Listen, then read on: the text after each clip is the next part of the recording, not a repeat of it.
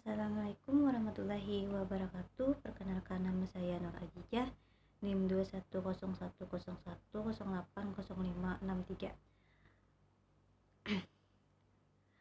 1. Jelaskan pengertian akidah menurut bahasa saudari. Sebutkan nama-nama lain dari akidah serta ruang lingkup pembahasan akidah Islamiyah. Pengertian akidah Islamiyah. Akidah menurut bahasa Arab atau etimologi berasal dari kata al-aqdu yang berarti ikatan, atau siku yang berarti kepercayaan atau keyakinan yang kuat. Al-ihkamu yang artinya mengukuhkan atau menetapkan, dan ar-rabatu biquwah yang berarti mengikat dengan kuat. Sedangkan menurut istilah atau terminologi, akidah adalah iman yang teguh dan pasti tanpa ada keraguan sedikit pun bagi orang yang meyakininya. Jadi akidah Islamiyah adalah keimanan yang bersifat teguh dan pasti kepada Allah Subhanahu wa taala dengan segala kewajiban bertauhid dan taat kepadanya, beriman kepada malaikat-malaikatnya, rasul-rasulnya, kitab-kitabnya, hari akhir, takdir dan buruk, dan mengimani seluruh apa-apa yang telah sahih tentang prinsip-prinsip agama atau usuluddin. Perkara-perkara yang gaib, beriman kepada apa yang menjadi ijma atau konsensus dari salafus salih, serta seluruh berita-berita qat'i atau pasti baik secara ilmiah maupun secara amaliyah yang telah ditetapkan menurut Al-Quran dan As-Sunnah yang sahih serta ijma salafus sahih. Ruang lingkup akidah Islamiyah dalam pembinaan akhlak mulia merupakan ajaran dasar dalam Islam dan pernah diamalkan seseorang, nilai-nilai yang harus dimasukkan ke dalam dirinya dari semasa ia kecil. Ibadah dalam Islam erat sekali hubungannya dengan pendidikan akidah dan akhlak. Ibadah dalam Al-Quran dikaitkan dengan takwa, dan takwa berarti pelaksanaan perintah Allah dan menjauhi larangannya. Larangan Allah berhubungan dengan perbuatan tidak baik. Orang bertakwa adalah orang yang menggunakan akalnya, dan pembinaan akhlak adalah ajaran yang paling dasar dalam Islam.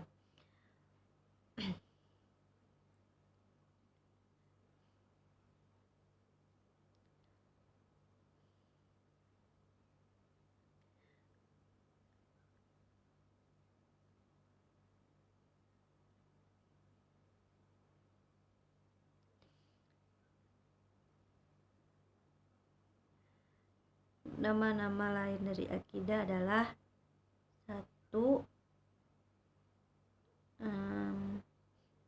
At-Tauhid, Al-Iman, Fiqhul Akbar, As-Sunnah, Usuluddin. Yang kedua,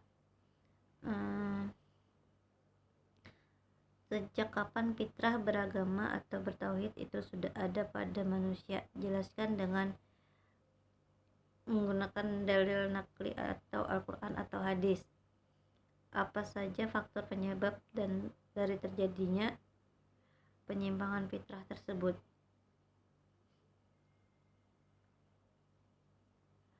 Sejak sudah lahir, dan dari sisi agama, kata fitrah bermakna keyakinan agama bahwa manusia sejak lahir telah memiliki fitrah beragama. Tauhid yaitu mengesahkan Tuhan. Dalil naklinya dalam surah Ar-Rum ayat 30. Maka hadapkanlah wajahmu dengan lurus kepada agama Allah, fitrah Allah yang telah menciptakan manusia menurut fitrah itu. Tidak ada perubahan pada fitrah Allah, sebagaimana sabda Rasulullah Sallallahu Alaihi Wasallam, setiap anak terlahir dalam keadaan fitrah. Faktor terjadinya kurangnya ilmu pengetahuan agama Islam, kurang pahamnya tentang dalil-dalil dan kebenarannya. Yang ketiga, apa yang dimaksud dengan tauhid, rububiyah dan uluhiyah? Sebutkan masing-masing 2 ayat Al-Quran yang berhubungan dengan istilah tauhid tersebut.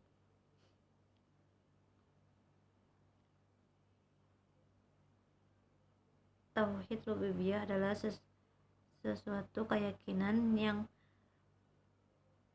pasti bahwa Allah Subhanahu wa taala satu-satunya pencipta, pemberi rezeki, menghidupkan dan mematikan, serta mengatur semua utusan makhluknya tanpa ada sekutu baginya, sedangkan tauhid uluhiyah adalah merupakan ibadah hanya kepada Allah semata. Allah Subhanahu wa taala berfirman, "Ala lahul khalaqu wal umru tabarakallahu rabbul alamin." Artinya, ingatlah, menciptakan dan memerintahkan hanyalah hak Allah. Surah Al-A'raf ayat 54. Zalika bi'atallaha wal haqqu wa annama baru'unu min dunihi ilbatil. Demikianlah karena sesungguhnya Allah dialah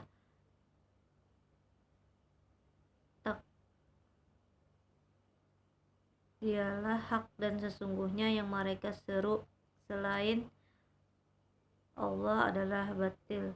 Surah Al-Luqman ayat 30.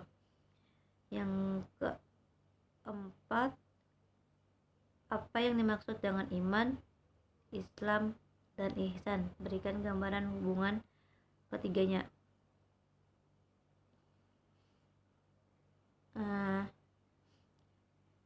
Iman adalah percaya dengan cara membenarkan sesuatu dalam hati, kemudian diucapkan oleh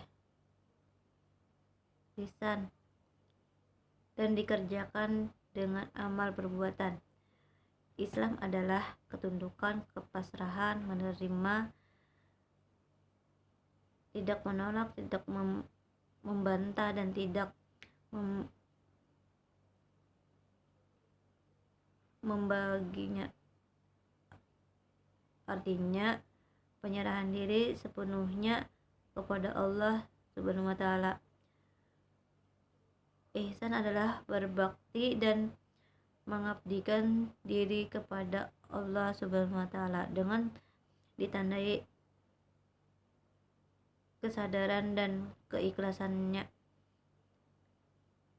Maksudnya adalah dapat berbuat sesuatu yang bermanfaat, baik untuk diri sendiri maupun sesama manusia. Yang kelima, jelaskan bagaimana penanaman nilai-nilai keimanan pada masa pranatal. Misalkan janin diberikan pendidikan dan bagaimana metode tekniknya.